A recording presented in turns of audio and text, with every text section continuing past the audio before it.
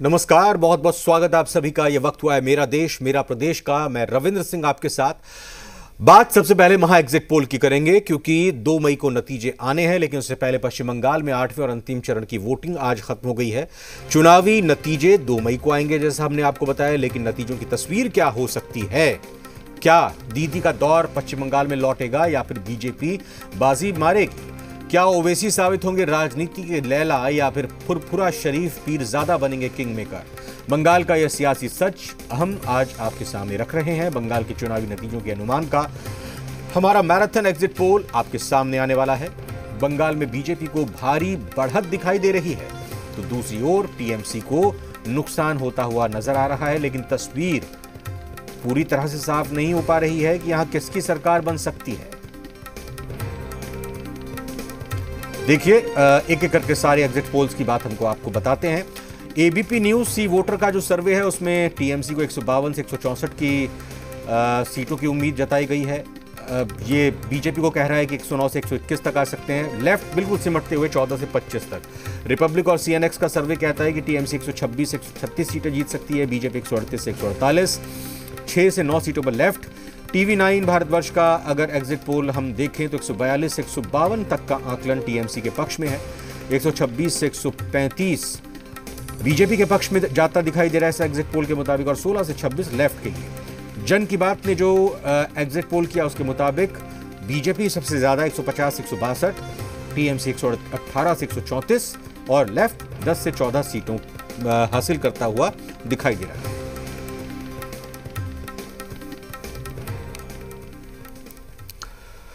बंगाल के बाद अब बात असम की। पूर्वोत्तर के इस राज्य में भी सियासी पारा चरम पर है। पूरे चुनाव में, या यूं कहें कि सियासी पारा चरम पर यहां पर रहा। चुनाव संपन्न हो चुका है, लेकिन अभी मतगणना का इंतजार है। पूरे चुनाव में बीजेपी कांग्रेस आमने सामने दिखाई दिए, तो चलिए आंकड़ों के जरिए आपको दिखाते हैं यहां महा एग्जिट पोल के आंकड़े क्या कहते हैं। इसके साथ साथ इन आंकड़ों के बारे में आपको हम बात बताना चाहेंगे और साथ ही साथ ये भी जानकारी देना चाहेंगे कि असम में क्या स्थिति है, कमल या हाथ। असम किसके साथ, सवाल ये है।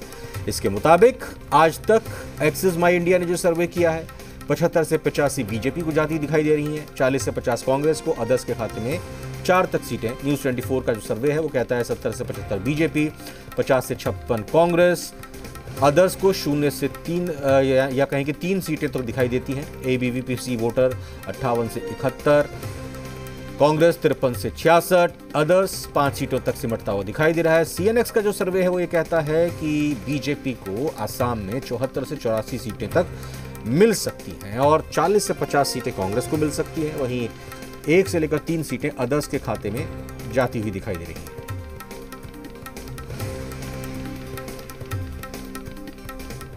नमस्कार।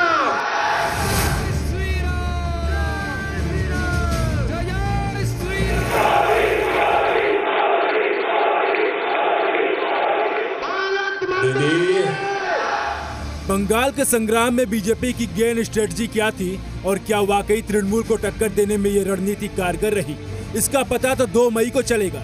लेकिन ये तय है कि बीजेपी की विनिंग स्ट्रेटजी के केंद्र में एक बंगाल के लिए सिर्फ एक ही मंत्र था, आशोल परिवर्तन। 2 मई दीदी जाच्छे।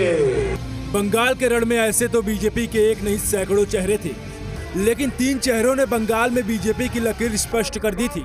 ये चेहरे हैं प्रधानमंत्री नरेंद्र मोदी, केंद्रीय गृह मंत्री अमित शाह और यूपी के मुख्यमंत्री योगी आदित्यनाथ। ये माफिया राज और नहीं चलेगा। टीएमसी के गुंडों को निकाल निकाल करके कानून के शिकंजे में कसा जाएगा। बंगाल की धरती पर ताकत के साथ कमल खिलने वाला है। पीएम मोदी जहां बंगाल में आशोल परिवर्तन के जरिए सोनार बांग्ला का संकल्प ले रहे थे, तो वहीं केंद्रीय गृह मंत्री अमित शाह ने बंग की जंग में घुसपैठियों के मुद्दे पर दीदी को घेरा, जबकि योगी आदित्यनाथ के जरिए बीजेपी ने भगवा मूवमेंट भी कायम रखने का दांव चला। गति से करने के लिए यहां भी डबल इंजन की सरकार आवश्यक है।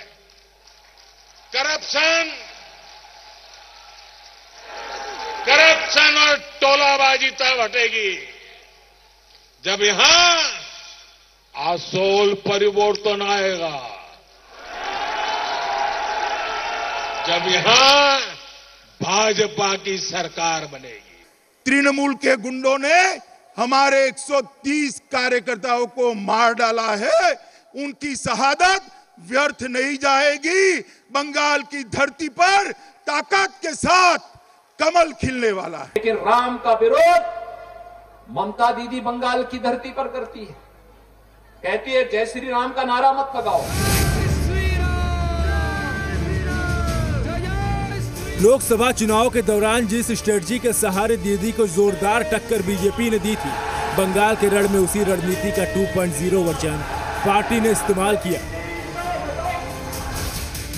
इसमें आशोल परिवर्तन को केंद्र में बंगाल के उन तमाम मुद्दों को बीजेपी ने बड़े करीने से पिरोया। इसमें भगवा लहर, घुसपैठिया, मथुआ शरणार्थी, तुष्टीकरण, राजनीतिक हिंसा, सोनार बांग्ला के मुद्दों को लेकर बीजेपी दीदी पर बेहद आक्रामक रही। तो वहीं सोनार बांग्ला का भावुक स्वप्न भी था।